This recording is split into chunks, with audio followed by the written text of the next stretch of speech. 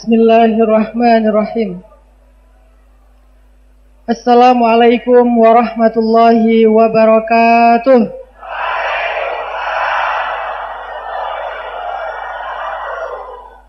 Alhamdulillahi rabbil alamin.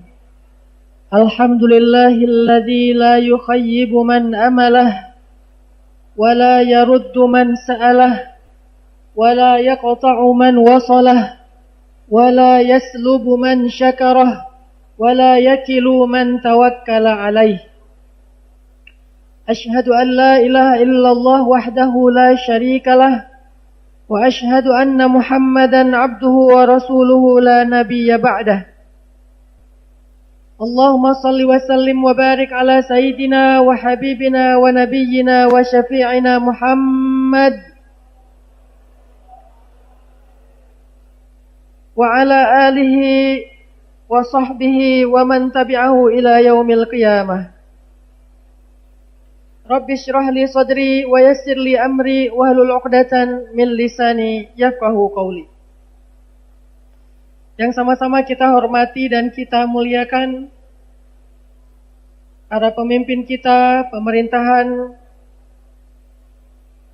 Kota Lubuk Linggau, kemudian para alim ulama, para tokoh adat, dan yang paling saya sayangi adalah anak-anak muda Rapel, Rasan Pelajar Linggau.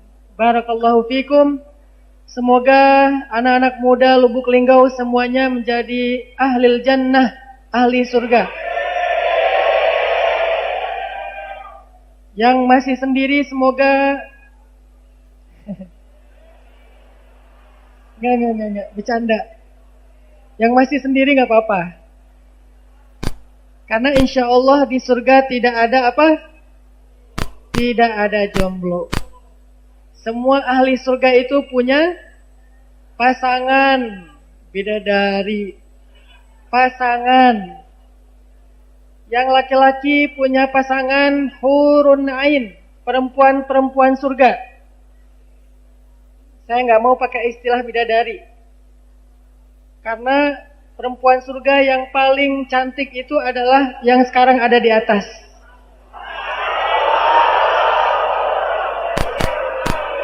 Lebih cantik daripada bidadari, karena pemimpinnya para bidadari itu perempuan solihah yang ada di muka bumi. Jadi jangan berpikir kalian nanti di surga yang di atas gak laku. Enggak, justru yang di atas itu yang dikejar-kejar. Udah, pembahasan tentang jomblo sampai sekian. Saya udah hijrah, jadi gak bakalan ngebully jomblo lagi. Malam ini insya Allah kita pengen belajar tafakkur, tadabbur, ayat-ayat, kisah-kisah, dan nasihat-nasihat yang berharga sebagai bekal hidup kita. Karena bekal hidup kita itu bukan sekedar harta, teman-teman. Ada banyak orang yang memiliki harta berlimpah tapi tidak mampu membeli kebahagiaan. Ada pasangan suami istri karirnya bagus. Suaminya adalah seorang GM hotel. Istrinya seorang GM hotel, suaminya seorang pengusaha. Dua-duanya sukses, tetapi keduanya tidak mampu membeli sakinah, mawaddah, warahmah dalam rumah tangga mereka, sehingga pada akhirnya mereka bercerai. Jadi bekal hidup itu bukan sekedar harta, walaupun harta itu penting. Kita nggak mengabaikan pentingnya harta. Kita nggak mengabaikan bahwa banyak hal yang harus kita dapatkan dengan cara membeli. Tetapi ada hal yang harus juga kita tanamkan dalam diri kita. Ternyata modal yang paling penting dalam hidup itu bukan sekedar harta. Harta itu nomor yang kesekian, tapi penting. Bukan sekedar jabatan, karena jabatan itu sementara. Orang yang lupa diri ketika mendapatkan jabatan biasanya akan penuh dengan penyesalan setelah dia kehilangan jabatan tersebut. Post power syndrome. Jabatan mungkin cuma setahun, 5 tahun, 10 tahun, Setelah selesai itu, dia akan kehilangan semua yang dia rasakan nikmat ketika dia sedang di atas. Dan bahkan bisa jadi jabatan itulah yang membawa seseorang itu kepada sebuah kecelakaan, sebuah musibah besar dalam hidupnya. Sehingga ketika dia mendapatkan musibah, dia baru berkata, seandainya saya tahu akhirnya akan begini, saya nggak akan mau mendapatkan jabatan tersebut. Itu banyak yang kayak gitu. Walaupun jabatan juga sesuatu yang sangat penting, bahkan bisa menjadi jalan ke surga lebih dulu daripada yang lain. Karena salah satu di antara 7 golongan manusia yang mendapatkan naungan di padang mahsyar, yauma la dhilla illa dhilluh, yang pertama adalah imamun adil, pemimpin yang adil. Tapi bisa jadi orang yang pertama masuk ke neraka juga adalah pemimpin yang zalim, atau orang yang mendapatkan amanah tetapi dia khianah. Makanya kalau kita pengen bahagia, boleh kita siang malam bekerja untuk mendapatkan harta, boleh. Mulai dari SD kita sekolah, SMP, SMA, S1, S2 dan seterusnya, membangun karir terbaik dalam hidup kita, boleh. Ketika kita mendapatkan amanah, kita ambil amanah jabatan tersebut, boleh. Tapi jangan hanya mengandalkan jabatan, harta, ataupun manusia untuk mendapatkan kebahagiaan yang hakiki. Ada faktor yang paling penting dan menentukan modal hidup dan modal untuk kita bahagia. Apa itu? Iman. Modal kita adalah iman. Orang yang mendapatkan iman, maka hartanya akan menjadi anugerah. Orang yang tidak mendapatkan iman, hartanya akan menjadi musibah. Orang yang punya iman, jabatan itu akan menjadi sebuah kebaikan. Orang yang tidak punya iman, jabatan itu akan menjadi sebuah malapetaka. Orang yang punya iman, kesehatannya, fisiknya, waktu luangnya akan menjadi sesuatu yang berharga. Tetapi orang yang tidak punya iman, waktu luangnya akan menjadi sia-sia. Segala sesuatu dalam hidup kita akan menjadi berkualitas atau sia-sia tergantung kepada iman di dalam hati kita. Semakin baik iman kita kepada Allah, maka insya Allah segala sesuatu itu akan semakin bertambah kualitasnya. Kualitas waktu, kualitas kegiatan kita, aktivitas kita, kesibukan kita, pikiran kita, keluarga kita, karir kita, semuanya akan menjadi berkualitas ketika kita memiliki iman yang baik di dalam hati kita. Makanya karena ini di dalam masjid, saya tidak bahas tentang harta. Saya tidak bahas tentang jabatan. Saya tidak bahas tentang perdebatan-perdebatan kontroversi antara mazhab, antara aliran politik dan seterusnya. Saya pengen bahas tentang iman. Yang semua kita butuh. Semua mazhab butuh iman. Mau Syafi'iyah, mau Hanabilah, mau Malikiyah, mau Hanafiyah, butuh iman. Semua adat butuh iman. Mau orang Melayu dan seterusnya, semua kita butuh iman. Mau status apapun kita butuh iman. Bukan hanya orang tua yang butuh iman, anak muda juga butuh iman. Yang jomblo, yang udah menikah, yang udah punya anak, yang udah punya cucu, laki-laki dan perempuan, semua kita butuh yang namanya iman. Sehingga modal iman ini sangat penting teman-teman dalam hidup kita. Itulah yang kita coba renungkan malam ini. Tapi seperti biasa saya nggak suka membahas sesuatu secara teoritis. Itu bukan gaya ceramah saya. Bukan gaya dakwah saya. Saya suka membahas sesuatu itu dengan storytelling ataupun dengan analogi. Dalam bahasa Al-Quran, analogi itu disebut dengan masal. Masal jadi bahasa Indonesia misal, artinya perumpamaan. Kita coba ambil sebuah perumpamaan tentang iman, atau analogi tentang iman, yang Allah sebutkan di dalam surat Ibrahim. Allah Subhanahu wa Ta'ala berfirman, A'udzu billahi minasy syaithanir rajim. Bismillahirrahmanirrahim. Alam tara kaifa daraballahu mathalan kalimatan thayyibah مثلا كلمة طيبة كشجرة طيبة أصلها ثابت وفرعها في السماء تؤتي أكلها كل حين بإذن ربها صدق الله العظيم. Allah mengumpamakan iman ini atau manusia, orang yang beriman itu seperti pohon, kasyajaratin thayyibah, seperti pohon yang baik.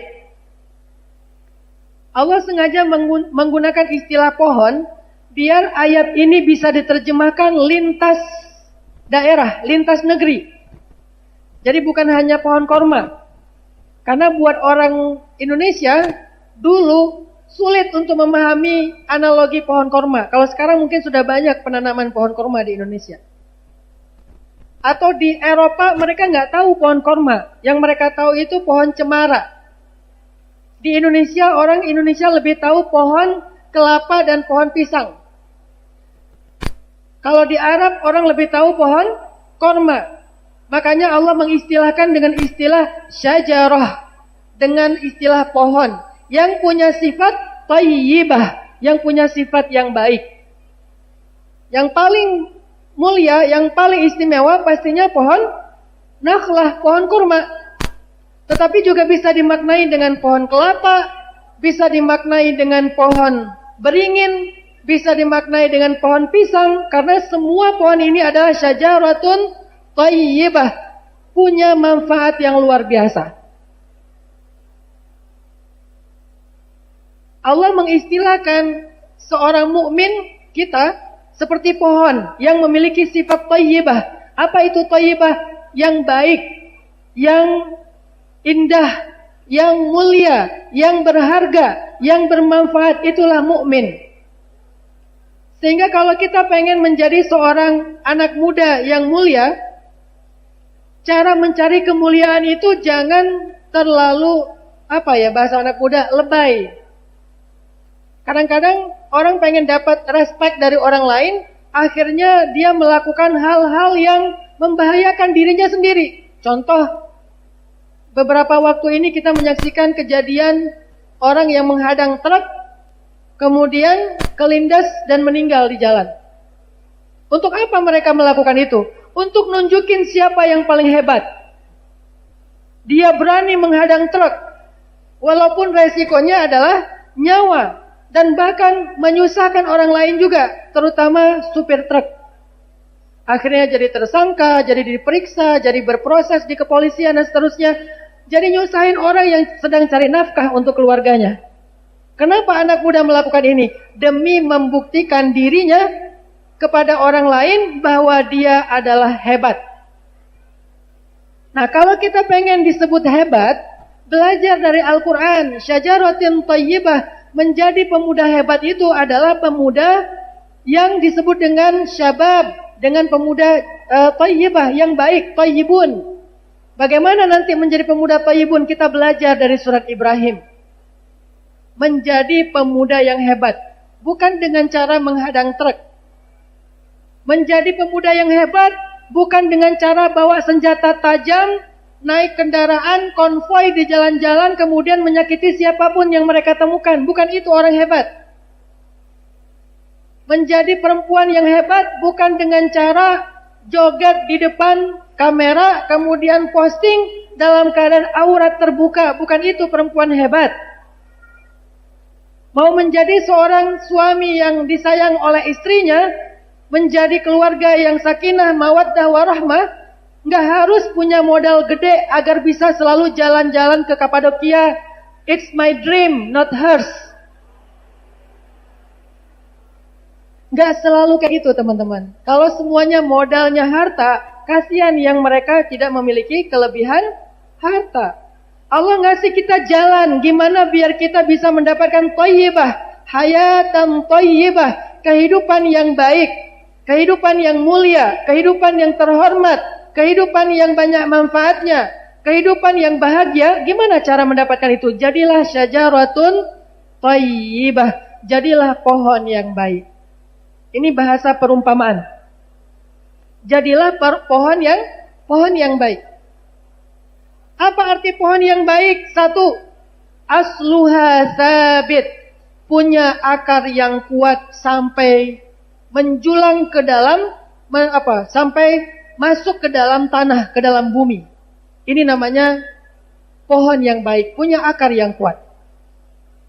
Apa maksud dari perumpamaan akar yang kuat ini? Kata para ulama tafsir, akar yang kuat artinya iman, akidah, tauhid, yakin, as-thiqah billah yang tertanam di dalam hati kita.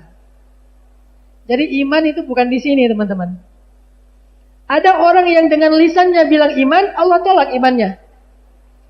Wa minan nasi may yaqulu amanna. Ada manusia yang mengatakan kami beriman, gitu kan? Wa minan nasi may yaqul. Mereka mengatakan bil alfaz, dengan lafaznya, bi alsinatihim, dengan lisannya, amanna, kami beriman. Lisannya yang ngomong, kami beriman. Asyhadu an la ilaha illallah. Mereka mengatakan la ilaha illallah, mereka mengatakan subhanallah, dan seterusnya, kalimat-kalimat iman. Tetapi apa kata Allah? Wa ma hum bimu'minin. Mereka bukan orang beriman, walaupun lisannya mengatakan iman.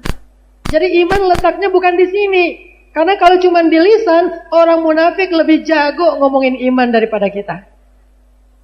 Nanti teman-teman bisa cek di dalam surat Al-Munafiqun. Pembukaannya apa? Mereka mengatakan kami nasyhad, kami bersaksi, engkau Rabb kami, Muhammad utusanmu, Muhammad Rasul kami. Tetapi Allah menolak iman mereka yang diucapkan dengan lisan. Wa qalatil a'rabu amanna. Kata orang Arab Badui, kata itu artinya dengan lisan. Amanna, kami telah beriman. Qul lam tu'minu walakin qulu aslamna.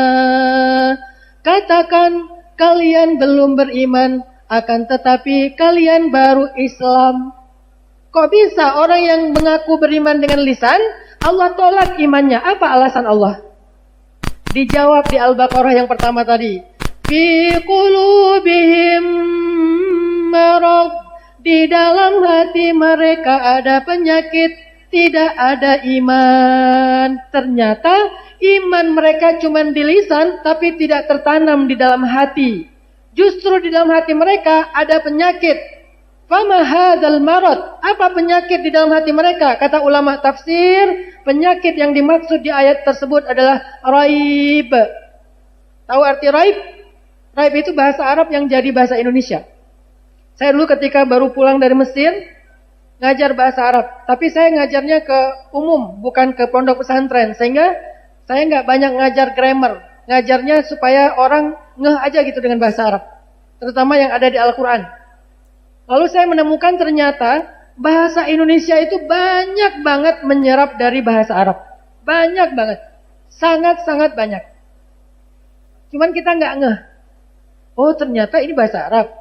Oh ternyata ini bahasa Arab. Jadi kayak nggak bisa dihilangkan sebuah bukti sejarah bahwa kita tuh terhubung dengan Islam. Karena bahasa kita sangat banyak menyerap dari bahasa Arab, walaupun sebagiannya mungkin diterjemahkan dengan terjemahan yang berbeda. Tapi asal lafaznya dari bahasa Arab, termasuk raib. Dzalikal kitabu la raib. Raib. Wa in kuntum fi raib. Raib. Apa arti raib? Syak, ragu. Dalam bahasa Indonesia, raib itu artinya hilang. Artinya diragukan keberadaannya. Maka yang dimaksud dengan fi qulubihim marad, di dalam hati mereka ada penyakit, kata ulama tafsir, di dalam hati mereka ada keraguan. Walaupun lisan mereka mengatakan beriman, hati mereka ragu, maka mereka bukan orang yang beriman. Begitu juga di dalam surat Luqman tadi. Wa qalatil a'rabu amanna qul lam tu'minu walakin qulu aslamna.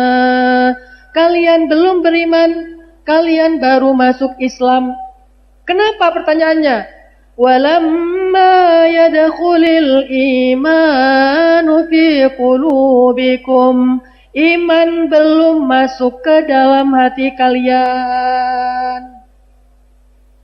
Jadi teman-teman, kalau bicara iman, istafti qalbak, tanya ke hatimu masing-masing. Ada nggak yakin di dalam hati kita?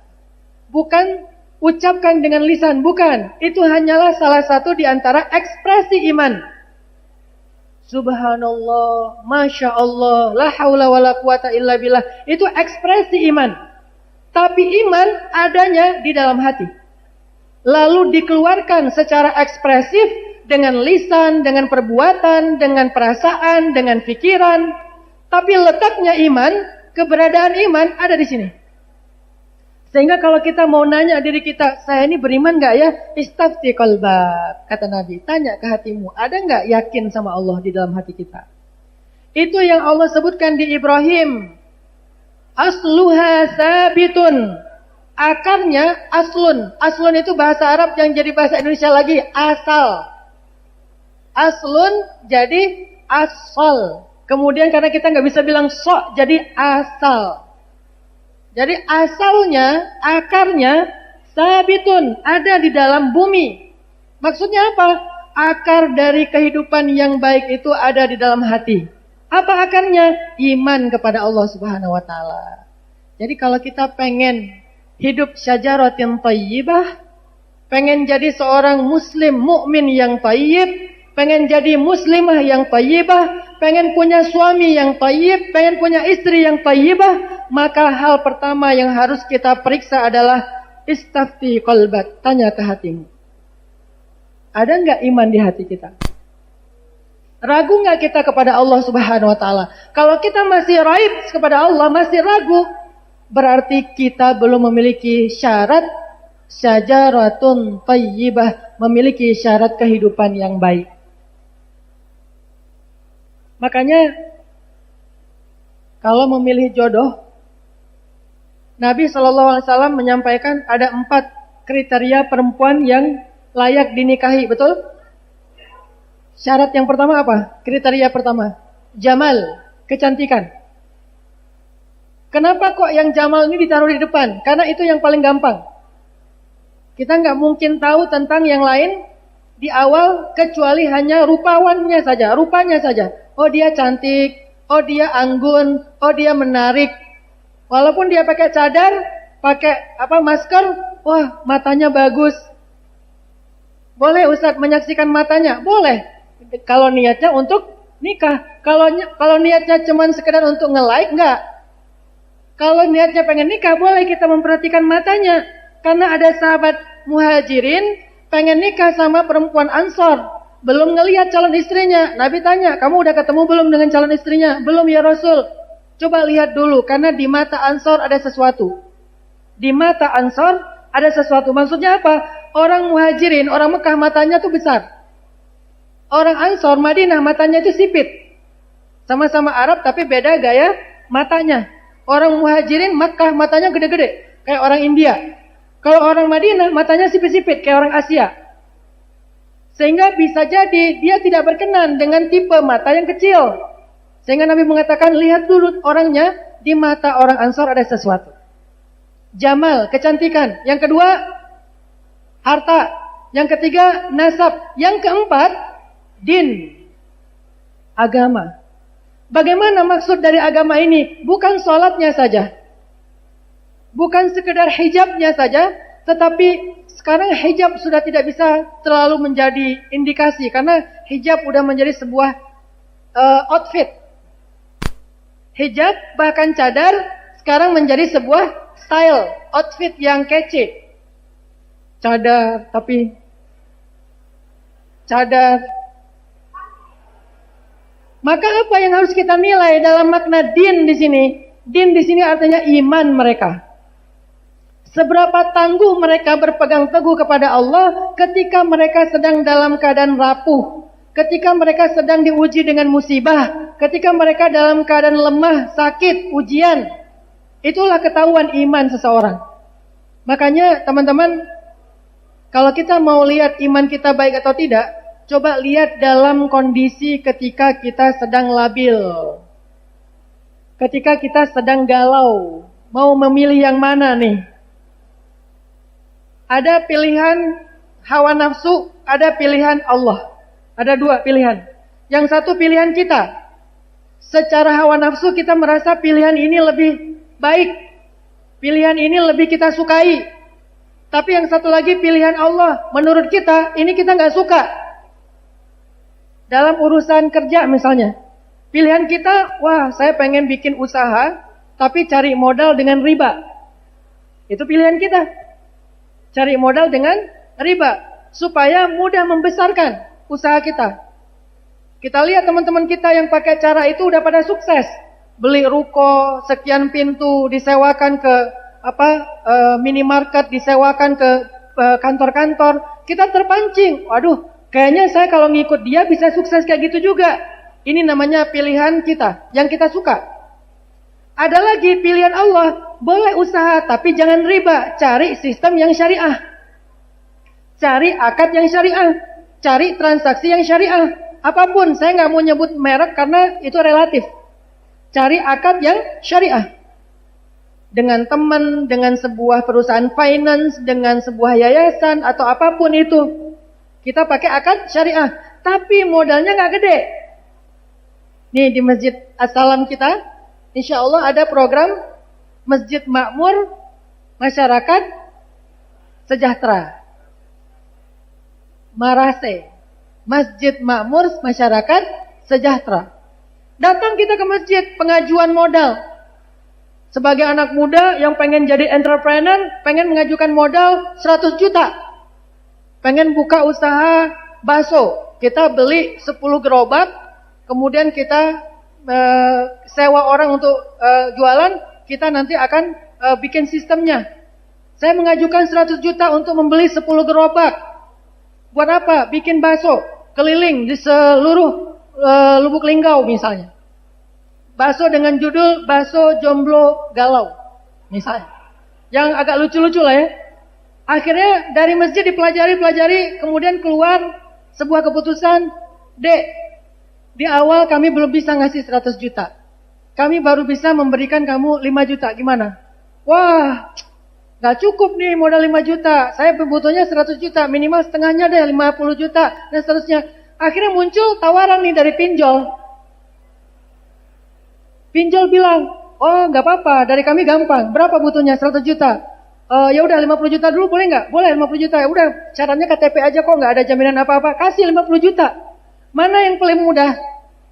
Yang pinjol. Yang masjid udah syaratnya banyak, prosesnya panjang, ngasihnya dikit. Yang pinjol syaratnya gampang, prosesnya cepat, ngasihnya banyak. Ini namanya galau berat nih. Antara yang kita suka dengan yang Allah suka. Bagaimana cara kita memutuskan dua pilihan ini? Tanya ke Allah di dalam surat Al-Baqarah ayat 216. Wa asa an takrahu syai'an wa huwa khairul lakum. Wa asa an tuhibbu syai'an wa huwa syarrul lakum. Bisa jadi kalian membenci sesuatu padahal itu baik untuk kalian. Bisa jadi kalian menyukai sesuatu padahal itu buruk untuk kalian. Terus gimana caranya? Ya Allah, jawabannya ada di kalimat terakhir. Wallahu ya'lamu wa antum la ta'lamun. Allah lebih tahu dan kalian tidak tahu. Itu kata kuncinya. Allahu a'lam. Kan kita suka ngomong gitu kan? Tapi jangan ngomong dengan lisan, ngomong dengan hati. Allahu a'lam, Allah lebih tahu. La ilma li, saya nggak tahu. Subhanaka la ilma lana illa ma 'allamtana, kata malaikat. Kami nggak tahu apa-apa kecuali yang engkau beritahu. Jadi jangan sok tahu. Kita katakan dengan iman, Allah lebih tahu yang paling baik untuk saya. Kalau Allah katakan ini haram, pasti buruk untuk saya walaupun saya suka. Kalau Allah katakan ini halal, pasti baik untuk saya walaupun saya merasa berat hati. Mungkin gak berani bilang gak suka sih. Berat hati. Modal 5 juta, syaratnya banyak. Modal 50 juta, syaratnya sedikit. Kita pasti lebih suka yang 50 juta walaupun itu buruk untuk kita. Baru kemarin ada yang nge-DM saya, Ustadz, saya minta tolong lunasi hutang pinjol saya. Saya di teror terus sama debt collector. Kasihan anak saya, kasihan istri saya, kasihan orang tua saya stres. Yang stres bukan cuma dia, semua nomor kontak yang ada di HP dia ikut stres tuh. Satu-satu diteror. Kamu kasih tahu ke kawan kamu itu dan segala macam. Artinya dia bukan hanya menyusahkan dirinya, tapi juga menyusahkan keluarganya. Itu yang Allah bilang, bisa jadi yang kalian suka adalah buruk untuk kalian. Sedangkan yang masjid, yang udah ada program pinjaman zakat, bentuknya mungkin zakat, bentuknya mungkin sedekah, tergantung ya. Kalau zakat biasanya lebih gede. Kalau sedekah hanya untuk kebutuhan hari itu aja. Kalau zakat biasanya untuk modal kerja. Itu zakat syariat Allah. Cuman karena memang kasnya masih kecil, ngasihnya supaya yang lain juga dapat bagian, nggak besar. Tapi kita merasa berat hati. Kata Allah, bisa jadi yang kalian benci adalah baik untuk kalian. Dan Allah lebih tahu sedangkan kalian tidak tahu. Pilih. Udah pilih Allah aja.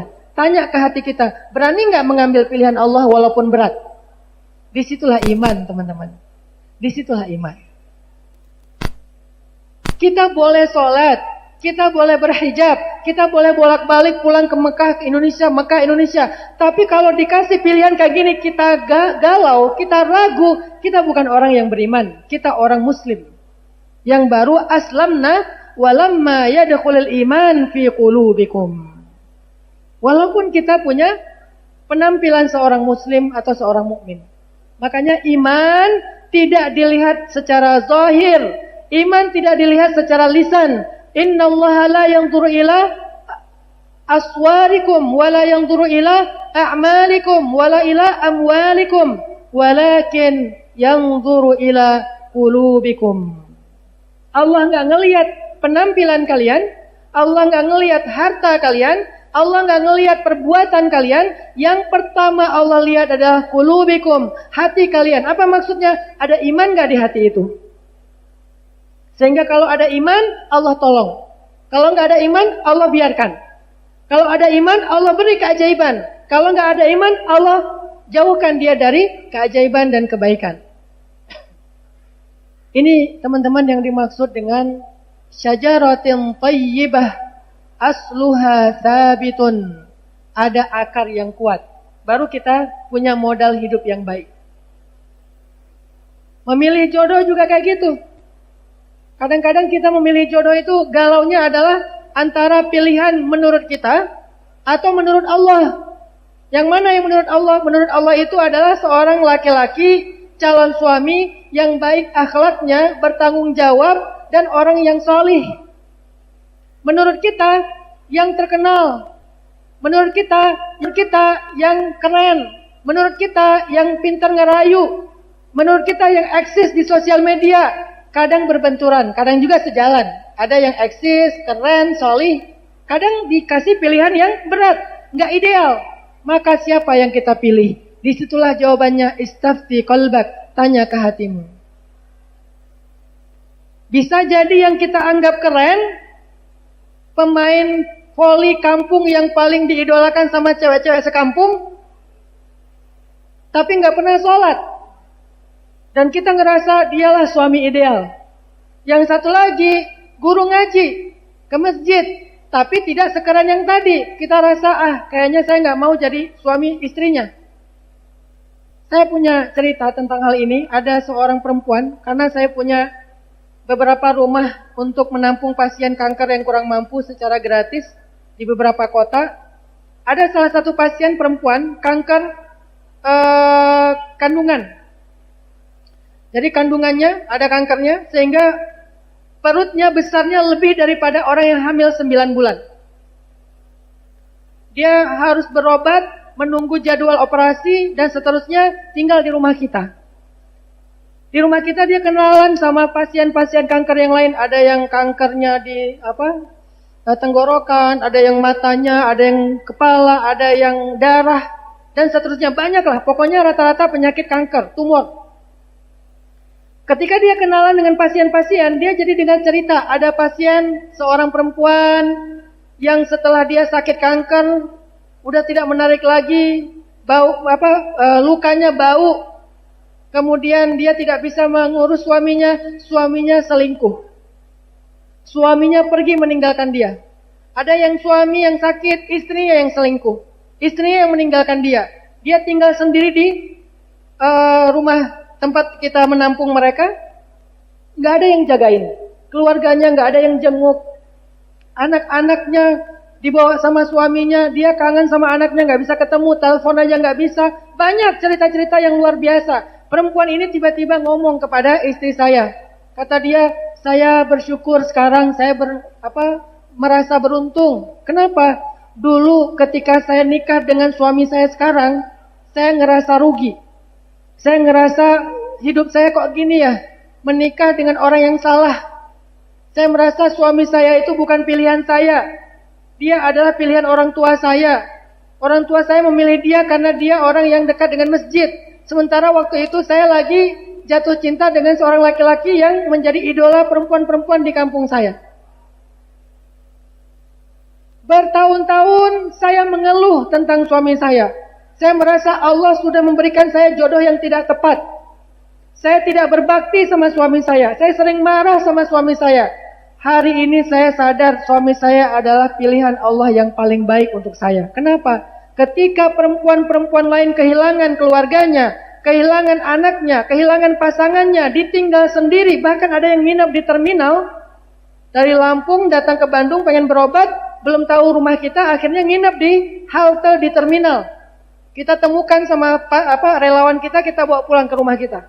Kenapa? Diusir oleh suaminya sejak dia penyakitan. Ketika sekarang saya tahu suami-suami yang lain meninggalkan istrinya saat istrinya butuh mereka, sedangkan suami saya setia mendampingi saya, mengurus saya, merawat saya, gak pernah merasa jijik dengan kotoran saya. Itulah yang Allah siapkan untuk saya, yang saya gak tahu beberapa tahun yang lalu. Wa asa an takrahu syai'an wa huwa khairul lakum. وعسى أن تحبوا شيئا وهو شر لكم والله يعلم وأنتم لا تعلمون. Ini pegangan kita teman-teman. Allah lebih tahu dan kita nggak tahu. Apa yang Allah takdirkan dalam hidup kita, mungkin kita menolak, mengeluh. Kok gini, kok gitu, kenapa harus begini hasilnya? Allah lebih tahu, kita nggak tahu. Katakan saja itu, kemudian serahkan kepada Allah Subhanahu Wa Taala. Nanti Allah akan tunjukkan apa kebaikan di balik hal yang kita keluh kesahkan. Iman, modalnya iman. Barulah kalau kita punya iman, akar yang kuat, asluha sabit, maka far'uha fis sama. Kita akan mulia. Pohon itu akan tumbuh tinggi sampai cabangnya seolah-olah menyentuh langit. Ini bahasa sastra yang sangat tinggi dari Al-Quran. Apa maksudnya menyentuh langit? Kita mulia, saking mulianya kita seolah-olah viral di langit. Seolah-olah kita viral di langit, dikenal sama penduduk langit. Apapun yang kita mohonkan, penduduk langit yang mengaminkan. Kita katakan, Subhanak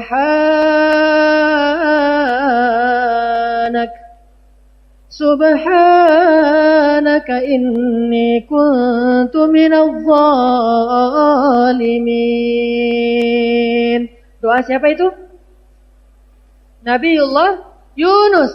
La ilaha illa anta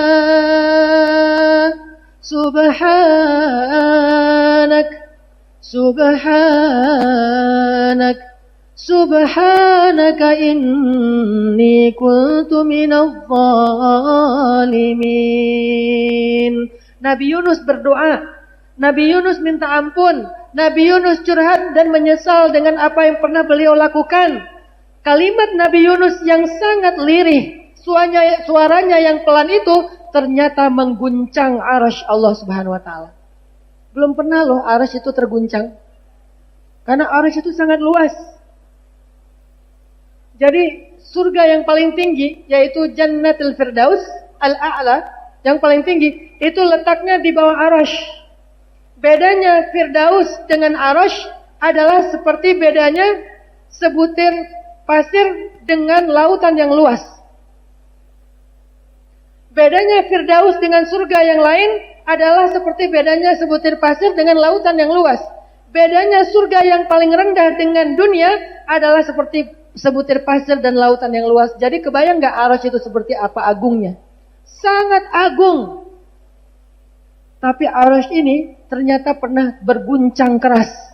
Luar biasa, arasy yang begitu agung berguncang. Bukan bumi loh. Bumi yang berguncang aja kita udah heboh ya. Gempa, wah luar biasa nih gempa. Kalau ada seseorang nabi yang membuat bumi berguncang, itu mukjizat yang sangat dahsyat. Tapi ada nabi yang bukan membuat bumi berguncang, arasy berguncang. Ada nabi yang pernah membelah lautan. Ada nabi yang pernah menaiki naik angin, terbang dengan angin. Ada nabi yang membelah bulan, ada nabi yang banyak mukjizat para nabi. Tapi ada nabi yang juga luar biasa yaitu Yunus, bukan sekedar membelah laut, mengguncang bumi, tetapi mengguncang arasy. Ini ngeri nih. Apa yang membuat Nabi Yunus bisa mengguncang arasy dengan seizin Allah? Kalimat subhanaka inni kuntu minadh dhalimin. Kok bisa kalimat itu mengguncang arasy? Kalau gitu coba kita ucapkan sekarang, keguncang gak tuh arasy? Masjid aja gak terguncang. Diri kita aja gak berguncang, apalagi arasy. Kok beda? Padahal kalimatnya sama. Bedanya di sini.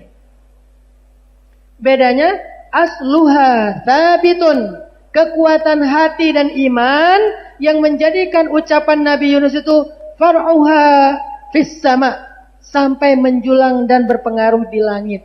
Jadi pelajarannya teman-teman, kalau teman-teman pengen ada ucapan doa teman itu mengguncang langit, mengguncang Baitul Ma'mur, mengguncang surga, mengguncang setiap lapis langit, kita nggak berani berkata mengguncang arasy, itu terlalu keren untuk kita. Tapi sekedar mengguncang pintu langit pertama, insya Allah bisa. Sekedar membuat surga itu heboh, itu bisa. Bagaimana caranya biar kalimat doa kita itu mengguncang langit? Asluha sabit. Kalimat kita harus berasal dari hati dan iman, bukan berasal dari lisan.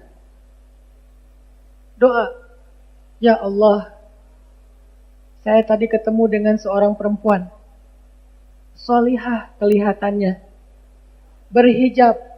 Kalau dia jalan, dia menundukkan pandangan. Saya yakin dia masih sendiri. Ya Allah, saya nggak tahu namanya. Saya juga nggak tahu akunnya. Nggak tahu nama, nggak tahu akun. Akun itu bahasa Arab. Apa Ustaz bahasa Arabnya akun? Kunyah. Cocokologi. Kunyah itu artinya apa ya? Nama julukan. Kayak sahabat Umar dijuluk Al-Faruq dan seterusnya ya. Jadi saya nggak tahu namanya, nggak tahu akunnya. Bagaimana cara saya menyebut dia di dalam doa saya? Ya Allah, saya tidak kenal dia tetapi engkau lebih kenal dia. Saya tidak tahu dia tapi engkau tahu dia. Saya tidak menguasai hatinya tetapi hatinya di genggamanmu. Ya Allah, seandainya engkau anggap dia baik untuk saya, jadikanlah dia ibu dari anak-anak saya. Terguncang langit. Wah, ada doa apa ini heboh?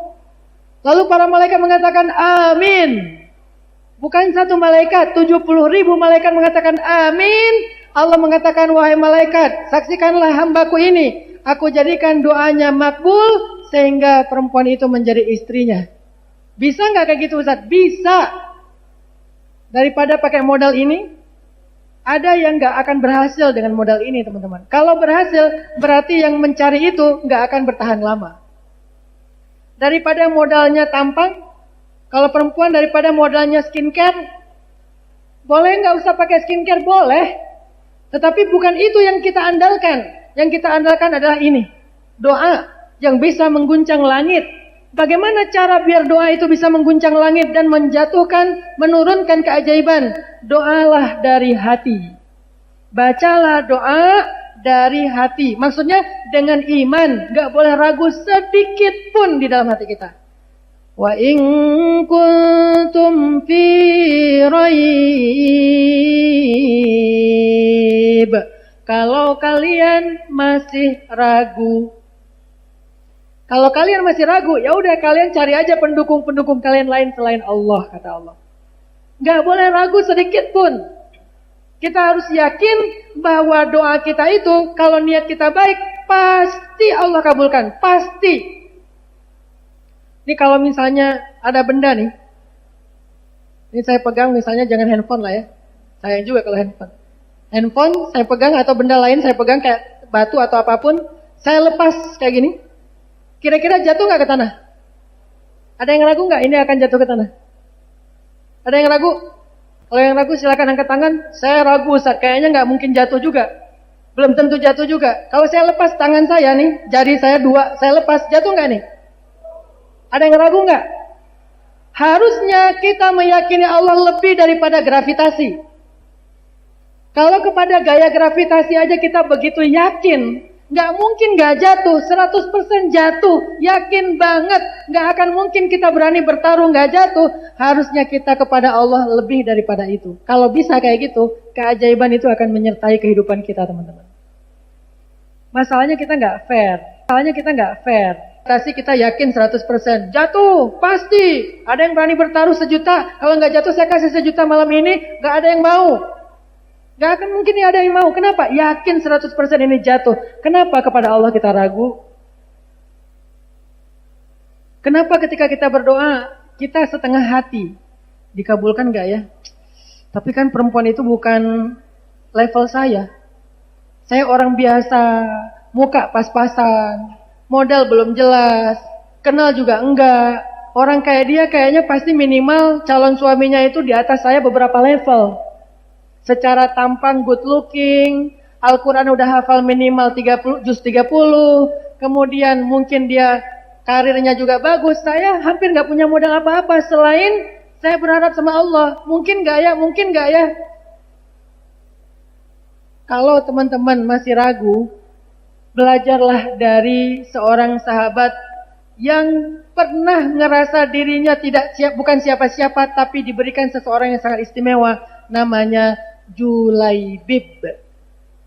Yang dengar YouTube saya udah pasti tahu tuh cerita Julaibib.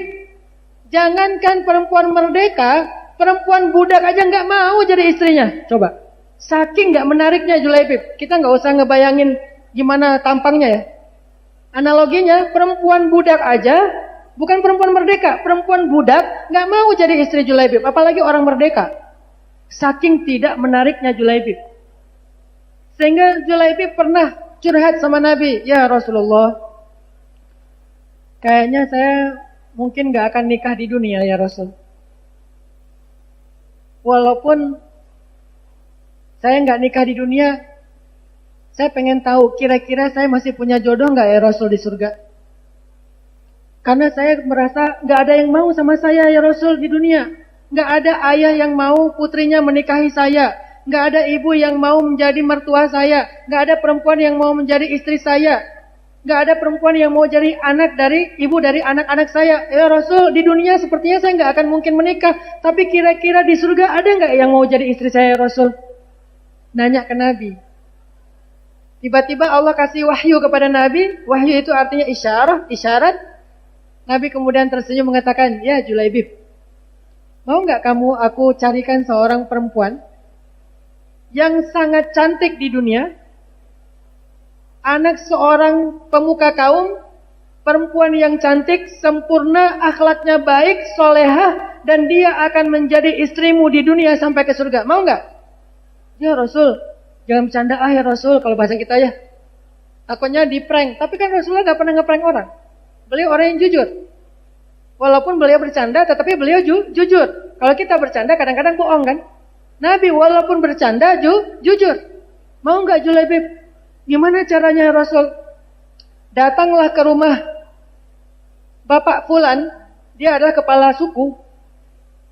Katakan kepada dia, Rasulullah kirim salam dan ingin menitipkan supaya dia nikahkan putrinya dengan engkau. Gak apa-apa ya Rasul, orangnya gak marah. Silakan datang ke sana. Akhirnya Julaibib datang dengan percaya nggak ya, yakin nggak ya, yakin nggak? Dia yakin dengan Rasul, tapi ya nggak yakin dengan orang itu. Dia yakin kepada Rasul, nggak ada yang ragu sahabat kepada Rasul, tapi dia ragu dengan bapak itu. Mau nggak bapak itu? Tapi Rasul yang minta. Datang, tok tok tok, assalamualaikum, waalaikumsalam. Oh Julaibib, kan dikenal Julaibib sebagai pembantu Rasul di rumah Rasul, di masjid Rasul. Julaibib, masuk Julaibib, ada apa? Ada pesan apa dari Rasulullah? Apa yang bisa kami bantu? Nabi titip salam, alaika wa ala Rasulillah sallallahu wassalam. Ada apa Julaibib? Rasulullah menyampaikan sebuah pesan penting kepada bapak ibu. Apa pesannya? Rasulullah melamar putri bapak. Udah hampir senang kan? Untuk saya. Tadinya udah mau ngomong alhamdulillah, tiba-tiba untuk saya hampir ngomong innalillah. Bentar, gimana Julaibib, gimana? Rasulullah menitipkan pesan agar bapak menikahkan putri bapak kepada saya. Kan sulit nih keputusan Nabi nih, permintaan Nabi. Bagaimana menolaknya? Kalau menolak ingkar, menerima ya gitu deh. Kebayang gak sih punya menantu kayak Julaibib? Shock si bapak teh. Wah gimana ini?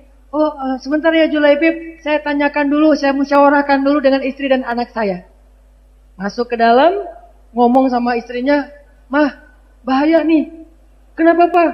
Itu ada utusan Rasul. Kenapa dengan utusan Rasul? Rasul melamar putri kita. Bagus dong, untuk dia. Siapa dia? Julaibib. Oh gitu. Terus gimana ini? Rame, suami istri rame di belakang, anaknya nyamperin, nanya, Mah, Pah, ya ummah, ya abati. Jadi orang Arab itu kalau manggil ibu yang lembut itu bukan ummi. Ummi itu standar. Yang lebih tinggi daripada ummi itu ummah. Lebih tinggi daripada abi, abati. Ya abati, ya ummah. Kenapa kalian berdua ribut? Ada apa sih? Kok heboh banget? Nah, sabar ya. Kenapa sih, Pah gitu? Itu ada pembantu Rasul Julaibib. Kamu tahu kan Julaibib? Ya, saya tahu Julaibib. Kenal kamu dengan Julaibib? Kenal. Tahu orangnya yang mana? Tahu. Dia datang diutus oleh Rasulullah. Terus kenapa wahai ayah? Rasulullah menitipkan agar aku menikahkan kamu dengan Julaibib. Itulah yang membuat ayah sama ibu tadi ribut, rame. Sedang mencari alasan bagaimana cara menolak tawaran ini. Supaya Rasulullah gak tersinggung, Julaibib gak sedih. Langsung anaknya mengatakan, Ma'adallah. Ma'adallah itu bahasa lain dari a'udzubillah. Ma'adallah, kata anaknya. Kenapa nak? Aku berlindung kepada Allah dari meragukan keputusan Allah dan Rasulnya. Ayah, ini perintah Rasul kan? Ya. Lalu kenapa kita masih menimbang-nimbang? Katakan saja, sami'na wa ata'na. Nah, Julaibib, walaupun Julaibib, ini adalah perintah Allah dan Rasul, tidak ada yang buruk kecuali kebaikan di dalam setiap perintah Allah dan Rasul. Sami'na wa ata'na. Tapi kamu tahu Julaibib? Tahu. Yakin, kamu gak lagi halu kan? Ayah, jangan pernah menimbang-nimbang perintah Allah dan Rasul. Lakukan saja sebagaimana diperintahkan. Keluarlah bapak itu, duduk depan Julaibib, memandang Julaibib, membayangkan ya menantu saya gimana. Julaibib dia macam merasa gak pede juga. Dalam hati Julaibib mungkin ngomongnya, Pak gak apa-apa sih kalau ditolak juga. Kata bapak, saya udah musyawarah dengan istri saya dan anak saya. Tadinya saya agak ragu-ragu, tetapi anak saya justru menguatkan saya berdua dengan istri saya dan mengatakan, kami memenuhi panggilan Rasul. Labbaik, wahai Julaibib, selamat datang di keluarga ini. Kamu akan menjadi menantu saya. Wah heboh itu seantero Madinah. viral, trending topik dengan hashtag Julaibib. Hashtag panjangnya seandainya aku jadi Julaibib. Wah, rame tuh Madinah. Kok bisa? Makanya kalau modalnya ini nggak ada yang nggak bisa. Sehingga kalau misalnya kalian menginginkan sesuatu dengan syarat itu baik, maka percayalah 100% Allah pasti memperkenankan keinginan kalian yang kalian doakan. 100% pasti dikabulkan. Ustadz, kenyataannya nggak gitu. Kemarin saya minta A dikasih yang lain. Atau belum dikasih. Apa penjelasannya? Allah tidak mungkin menolak permintaan hambanya yang meminta selama itu kebaikan. Ujibu da'watad da'i idza da'an. Aku pasti mendengar dan mengabulkan doa orang yang berdoa kepadaku. Allah yang berjanji. Ujib. Ujib itu adalah perubahan kata dari jawab. Jawab bahasa Arab yang lagi-lagi jadi bahasa Indonesia menjawab. Ujibu artinya aku menjawab, aku merespon, aku mengabulkan. Ujibu da'watad da'i idza da'an. Kalau kalian meminta kepadaku pasti akan aku kabulkan. Sal tu'tah. Apa kalimatnya? Sal tu'tah. Apa itu sal? Sal itu minta. Dari kata su'al. Su'al bahasa Arab lagi-lagi jadi bahasa Indonesia. Soal. Sekarang masih menganggap bahwa kita terputus dari Arab. Gak bisa. Karena Arab itu identitas sejarah kita juga. Walaupun kita juga menghargai budaya lain. Sal tu'tah. Minta kalian diberikan. Terus apa yang membuat kita gak minta? Kecuali satu, ragu. Yang bikin kita gak berani meminta adalah ragu. Ya Allah, berikan saya ini. Ya Allah, berikan saya itu. Ya Allah, berikan saya fulan. Ya Allah, berikan saya fulana. Kenapa kita gak berani minta? Satu jawabannya, kita ragu sama Allah Subhanahu wa taala. Makanya kita gak berani minta. Apa yang kita lakukan? Kita ragu Allah akan memperkenankan atau tidak. Padahal Allah menjanjikan, ujibu da'watad da'i idza da'an. Pasti aku kabulkan. Terus kenapa ada yang belum dikabulkan atau diganti dengan yang lain?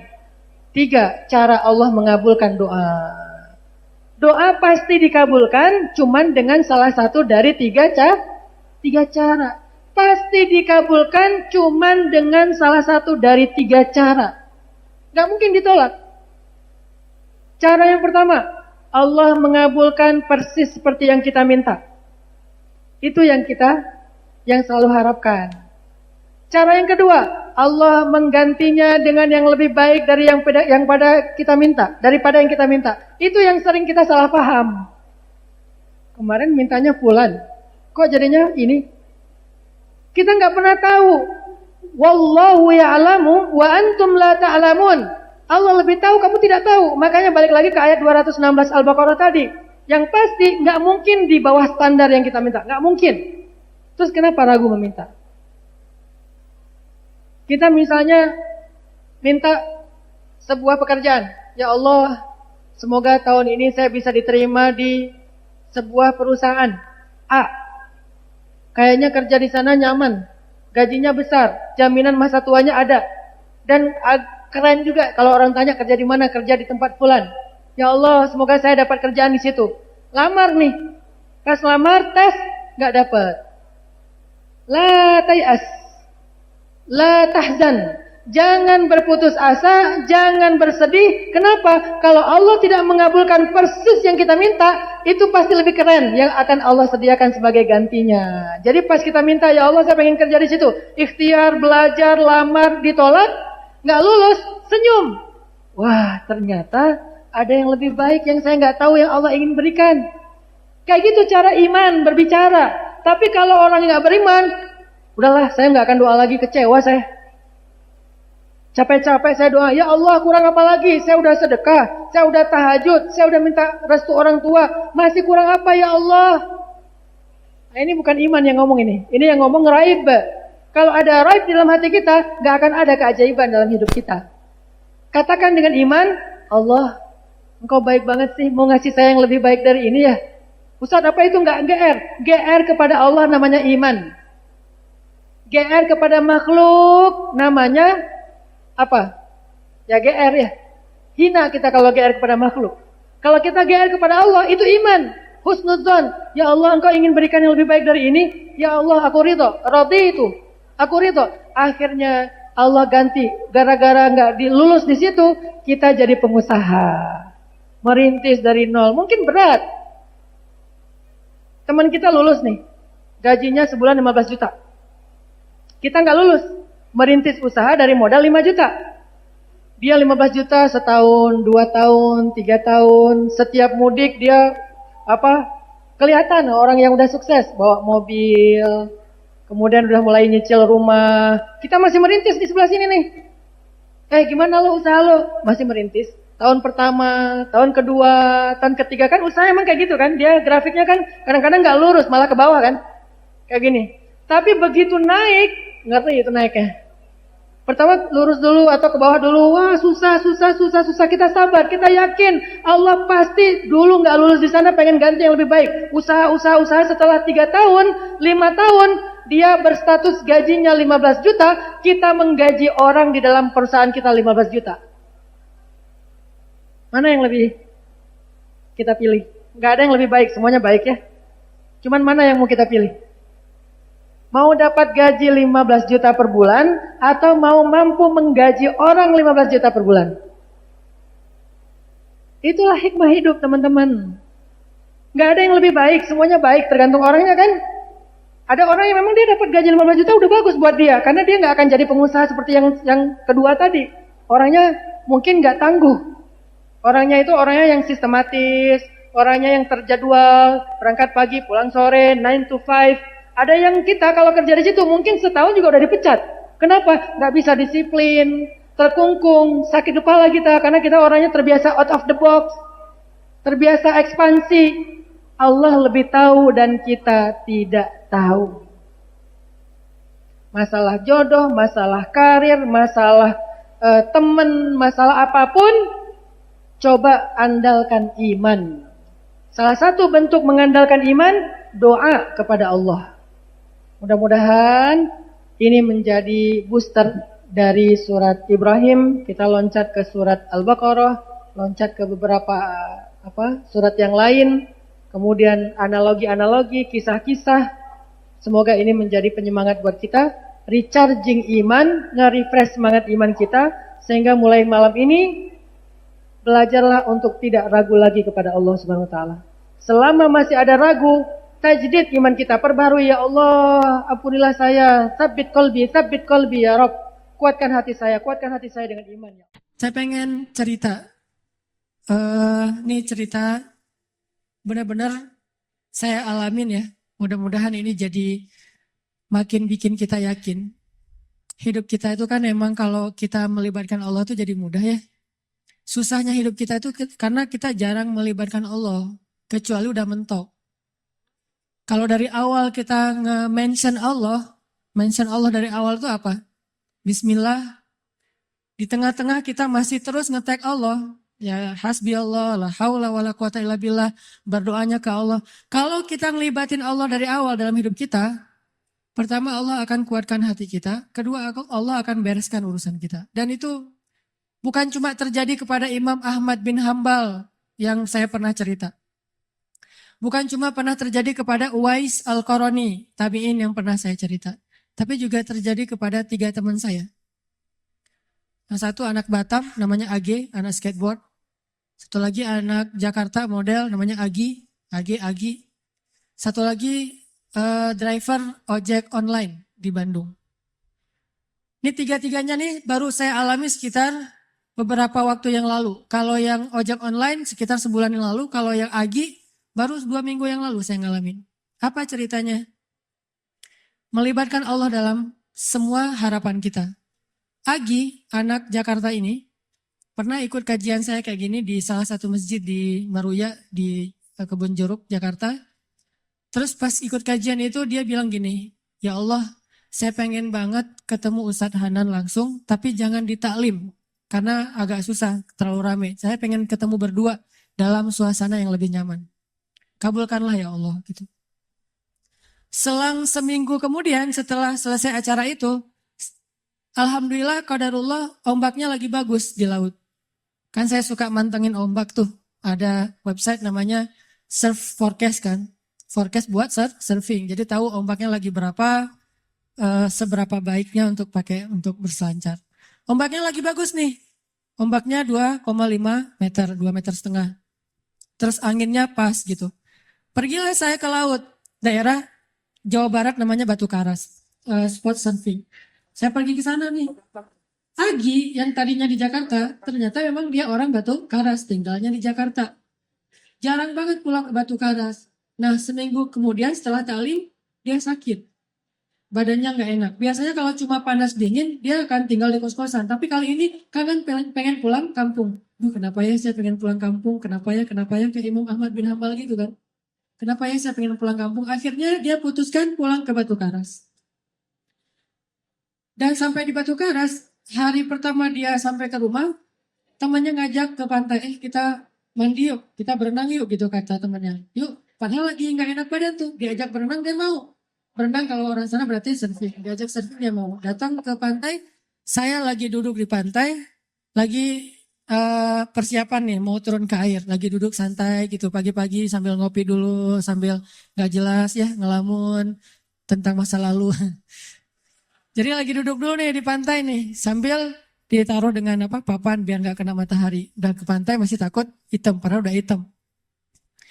Tiba-tiba lagi datang ngeliat dari jauh, nih kayak kenal nih siapa ya? Kayak pernah lihat, tapi biasanya kan penampilannya beda. Nih udah namanya orang lagi di pantai. Datanglah. Pas udah dekat dibilang, Ustadz Hanan ya? Saya ngeliat, ya kenapa? Saya jemaah Ustadz Hanan di Meruya, Kebun Jeruk minggu yang lalu. Oh iya, Kebun Jeruk minggu lalu emang ada taklim. Udah kenalan dia bilang, Ustadz, minggu lalu saya baru berdoa nih. Ya Allah saya pengen ketemu Ustadz Hanan, langsung bukan di taklim, biar bisa santai banyak ngobrol. Berikanlah saya apa yang saya harapin. Dia istighfar, dia sholawat, dia doa. Nggak sampai bertahun-tahun, cuma selang seminggu. Qadarullah Allah bikin skenario, ada ombak, saya datang, dia sakit, dia datang, akhirnya ketemu di pantai, ngobrol, jadinya saya seharian cuma ngobrol doang gak sempat surfing.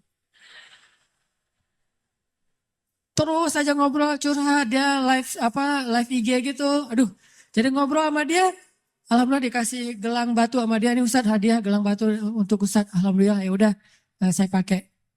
Intinya adalah, coba, cuma seminggu doang tuh. Dia minta ke Allah, dia melibatkan Allah, akhirnya Allah kabulkan. Bisa nggak kita dalam waktu seminggu halal dengan cara berdoa ke Allah? Ya Allah, saya lihat dia kemarin di masjid. Masjid apa ini teh? Baitur Rahman. Cuma saya nggak berani menyapa. Saya menyapa dia lewat engkau saja ya Allah. Kalau kita yakin dan tembakan kita itu udah jago tadi, jawid imanan tujawid qira'atak kata Teh Hanin tadi. Kuatkan, jagokan diri kamu dalam yakin ke Allah, makin jawid, makin jawad, makin bagus, maka insya Allah akan kena panahan kita. Ada orang mana tadi nggak kena sama sekali, ada orang yang di jarak yang sama langsung kena. Kenapa? Udah jawid, imannya udah mantep, udah yakin gitu. Dan yakin dalam bahasa mana tadi udah profesional. Nanti insya Allah tiba-tiba entah gimana caranya nggak usah cari tahu. Karena saya juga sama Teh Hanin yang cerita tadi, kita Teh Hanin maksudnya nggak mencari saya, ada saya mah mencari. Teh Hanin nggak mencari, saya sama sekali kita nggak kenal, dia nggak kenal saya.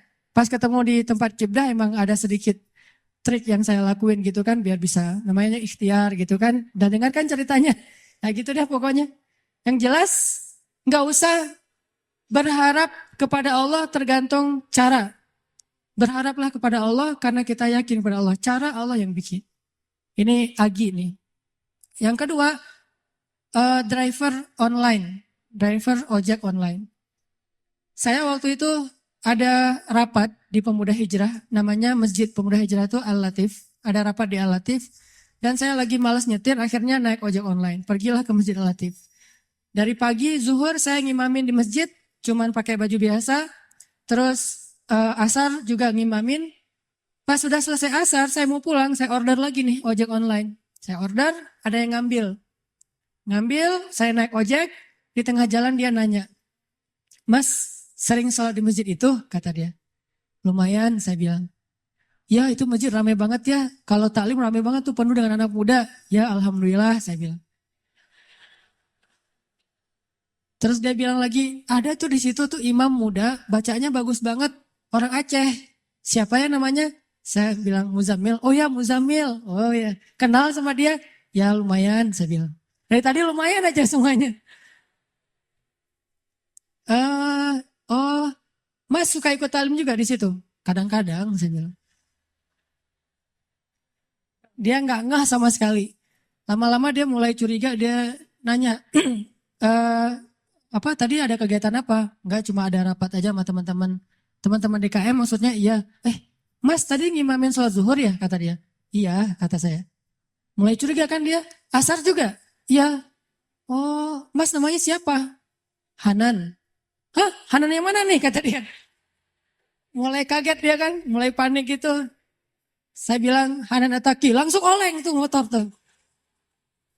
Masya Allah, dia kaget sendiri. Dan itu olengnya tuh langsung berhenti pas lampu merah pula. Dia heboh sendiri di lampu merah, bayangin. Ya Allah, Masya Allah.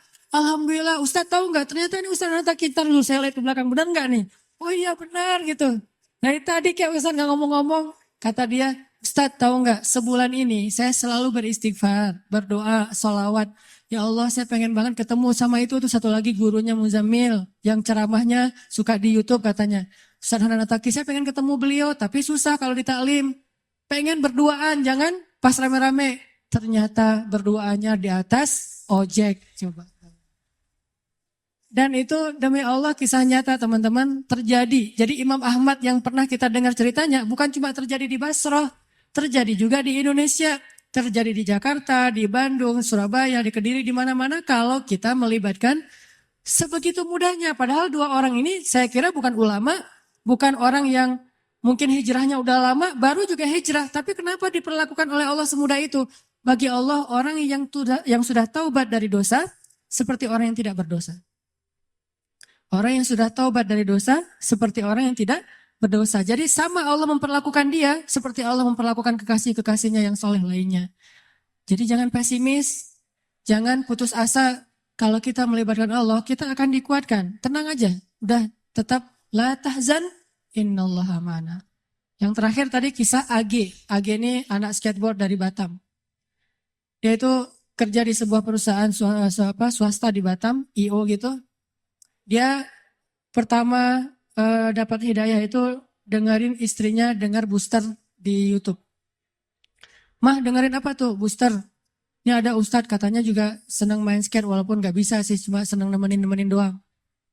Oh, mana karena dia senang memang anak skate jadi ngelihat gitu. Oh ini ustadznya, coba dengerin lagi. Wah kirain tadi cewek.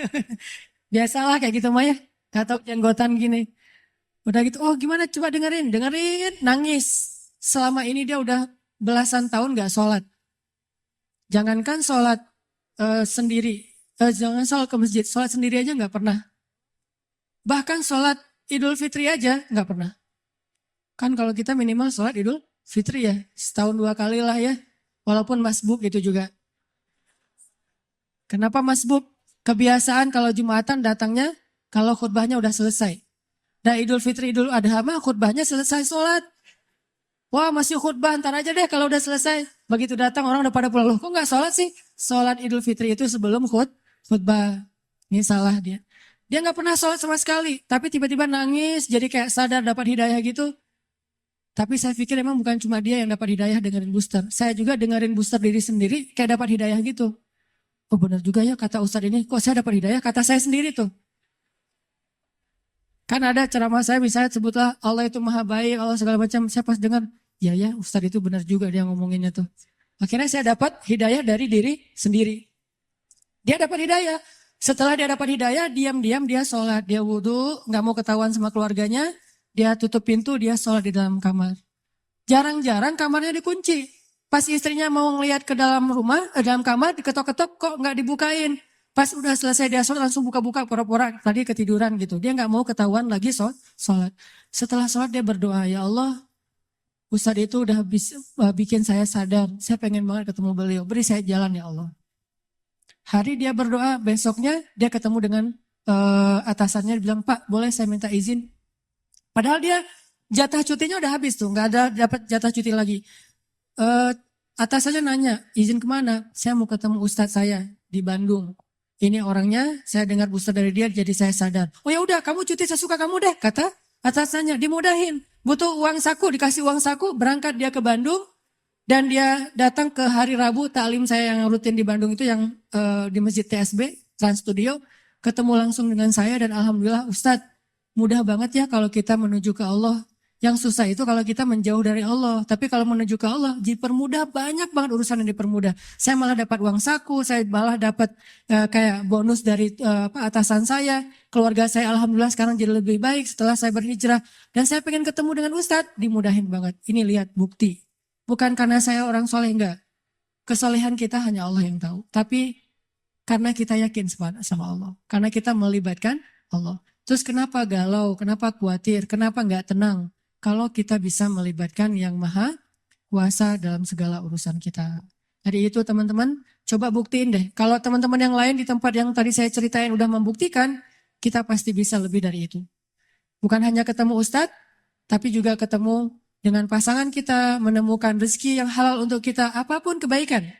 Tinggal, ya Allah, saya pengen nikah, beri saya jalan. Udah gitu, lihat keajaiban terjadi dalam hidup kita. Kalau enggak juga, enggak ada sia-sianya berdoa kepada Allah. Makanya saya bilang kalau berdoa tuh jangan yang tanggung, yang mantap sekalian. Ya Allah, kalau mobil ya Allah saya pengen Alphard. Penghasilan kita kecil, tapi pengennya Alphard. Emang sia-sia? Enggak. Kalau enggak dikasih Alphard di dunia, dikasih Alphard di akhirat.